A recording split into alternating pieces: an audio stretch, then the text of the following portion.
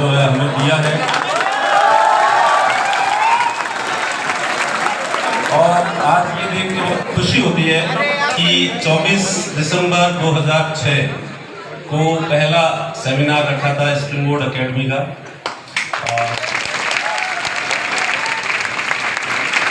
उस समय की परिस्थितियां बहुत वैसी थी कि 97 में ग्रेजुएशन की थी और उसके बाद 2006 तक लगातार तैयारी की थी, कहीं पे भी सिलेक्शन हुआ नहीं था।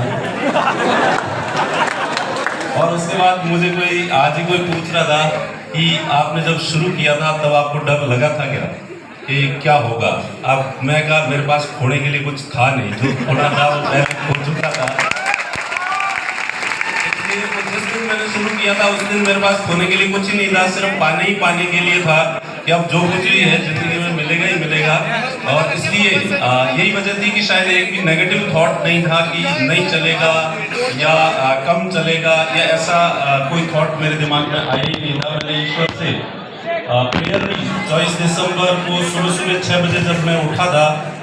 सेमिनार की तैयारी कर रहा था, तो उस समय मुझे ये डर था कि 10 बच्चे भी सेमिनार में आएंगे या नहीं आएंगे,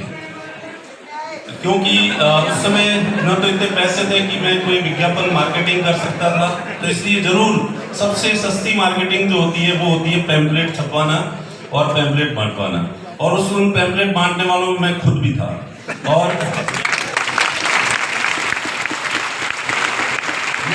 जो जूनियर दोस्त थे वो थे जिनका सहयोग था, जूनियर थे पर दोस्त भी थे, तो उन्होंने पैम्पलेट बांटने का काम किया था। तो करीब 1000-2000 रुपए में पैम्पलेट छप गए थे और फिर हम लोगों ने खुद ने इधर उधर बांट दिए थे। और पहली जब सेमिनार की थी तो उस समय करीब 30-40 बच्चे उस सेमिनार में आ गए थे। जरूर मुझे डर लगा था कि भगवान कोई नहीं आया तो क्या होगा, क्योंकि एक ऐसा व्यक्ति जो खुद फेलियर है उससे भला पढ़ने के लिए कौन आएगा। और जिस समय सेमिनार मैंने किया था तो चूंकि हर सेमिनार में जैसे कि आज लोग देखते हैं कि किसी सेलेक्ट बंदे को जो है वो टॉपर को बुलाते हैं, तो हालांकि मेरे बहुत सारे दोस्त उस समय सेलेक्ट हो चुके थे, सफल थे, और मैंने उनमें से कईयों को कहा भी था कि प्लीज कोई सेमिनार में आ जाओ। कोई नहीं, उनमें से किसी को भी मेरे ऊपर भरोसा नहीं था और इसलिए उन्होंने कहा कि हमारी अंतरात्मा गवाही नहीं दे सकती, तो क्या किसी को तैयारी करवाएगा। तो प्रतिभा जी पारीक जो है वो RS सेलेक्ट थी, टॉपर थी उस समय की। और रवि पारीक जो मेरे फ्रेंड है, मेरे पहले बैच के स्टूडेंट भी है रवि, उसकी छोटी सिस्टर थी प्रतिभा जी, तो वो पहले अभी वो जो मेन मुख्य बिल्डिंग थी उनको भी बुलाया था कि 24 दिसंबर 2006 को जो पहला सेमिनार था और स्प्रिंग बोर्ड की जो फाउंडेशंस नींवें जो रखी गई थी, तो उसमें उनका जो योगदान था, उन्होंने मुझ पे भरोसा किया और सेमिनार में आके बच्चों को ये विश्वास दिलाया कि ये दिलीप जी हैं और आपको गाइड करेंगे। और उन्होंने भी शायद इसलिए इतना कॉन्फिडेंस से कहा क्योंकि वो भी मुझे ज्यादा जानते नहीं थे। तो और उसके बाद जो बैच शुरू हुआ तो उसमें करीब 12 स्टूडेंट जो है पहले बैच में स्टूडेंट थे, और इवनिंग का बैच शुरू किया था उसमें केवल 2 स्टूडेंट थे। लेकिन जो है वो भली 12 हो भली 2 हो, मैंने कभी ये चीज नहीं देखी कि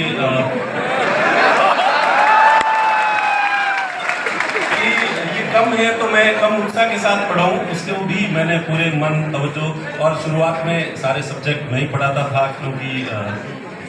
फैकल्टीज को देने के लिए पैसे नहीं होते थे, और स्टूडेंट आप जितने अच्छे हो उतने अच्छे वो लोग भी थे, तो आपसे थोड़े ज्यादा अच्छे थे, जो आप लोग तो नाम सुन के आए हो। उन्होंने वैसे भरोसा कर लिया था मुझ पे, और फिर वो मुझे कह देते थे कि मैं कोई एक सब्जेक्ट पढ़ाता और उसके बाद दूसरा सब्जेक्ट मैं कहता कि कोई दूसरा टीचर लाते हैं, तो एक टीचर को किसी को खड़ा करते, दूसरे दिन बच्चे विरोध करते थे, तो फिर मैं कहता चलो मैं पढ़ा दूं क्या, जो मुझे आता तो नहीं है पर मैं पढ़ के पढ़ा दूंगा।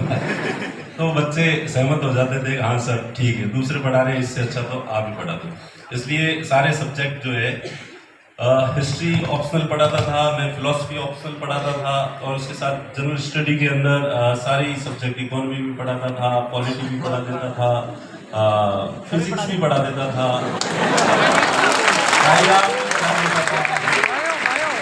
राजस्थान हिस्ट्री भी पढ़ाता था उस समय, और मैंने सब्जेक्ट एक तो ज्योग्राफी नहीं पढ़ाया, मैम वाला सब्जेक्ट मैं कभी नहीं पढ़ाया, और एक बायोलॉजी जो मुझे नहीं आता था वो नहीं पढ़ाया। इसके अलावा सारे सब्जेक्ट जो है वो पढ़ा देता था, और बच्चे भी अच्छे थे, वो वैसे कर देते थे, हाँ ठीक है सर चलेगा। और मुझे आता भी जाता भी ज़्यादा कुछ नहीं था, पर बच्चे जो शुरुआती स्टूडेंट्स थे उनका ही अपनत्व था, और स्प्रिंग बोर्ड इन बुलंदियों तक जो पहुंचा है उसमें सबसे ज़्यादा जो योगदान रहा है वो स्टूडेंट्स का रहा है, क्योंकि उन्होंने ही स्प्रिंग बोर्ड को जो प्रचार किया, माउथ पब्लिसिटी से ही स्प्रिंग बोर्ड का प्रचार हुआ है। स्प्रिंग बोर्ड का प्रचार ये विज्ञापनों से नहीं हुआ है, ये स्टूडेंट और स्प्रिंग बोर्ड के जो स्टूडेंट्स हैं वो अपने इसको घर की तरह समझते हैं। और मुझे कभी कभी अगर खुशी होती है, देखिए वैसे तो पैसे आते हैं तो खुशी तो होती है, लोकप्रियता होती है उससे भी खुशी तो होती है, लेकिन फिर भी उस खुशी के अलावा एक जो सुकून सा मिलता है, और इस चीज में हमें सफलता महसूस होती है कि हम आप लोगों को घर जैसा एनवायरनमेंट देने में हम यहाँ पे सफल हुए। यहाँ आने वाला हर स्टूडेंट जो है वो स्प्रिंग बोर्ड को अपना घर समझने लग जाता है, और उसके बाद इसको घर जाता है तब भी स्प्रिंग बोर्ड को बहुत मिस करता है। ये चीज जो है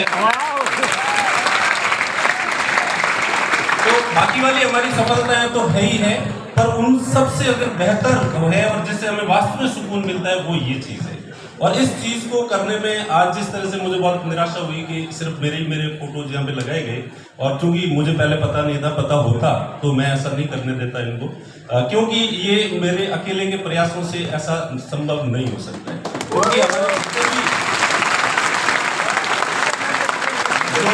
हम सब लोग हैं जो स्प्रिंग बोर्ड को घर की तरह समझते हैं, और मुझे कभी नहीं लगता कि स्प्रिंग बोर्ड मेरा है, मुझे लगता है कि स्प्रिंग बोर्ड इन सब का भी है और आपका भी है। और आप अपनी सभी जो फैकल्टी मेंबर्स हैं, या फैकल्टी मेंबर्स कहना भी मुझे बड़ा यूँ अजीब सा लगता है कि नहीं ये फैकल्टी मेंबर्स नहीं है, ये स्प्रिंग बोर्ड परिवार के सदस्य हैं और इनका अपना इंस्टीट्यूट है। और इससे आपने ये फील भी किया ही होगा कि हर टीचर जो यहाँ आके पढ़ाता है वो ऐसा नहीं होता है कि वो एक जस्ट पढ़ाने के हिसाब से टीचर से है। हर व्यक्ति को ऐसा लगता है कि स्प्रिंग बोर्ड परिवार, सब लोगों के सहयोग की वजह से ही जो है वो यहाँ तक स्प्रिंग बोर्ड आता है।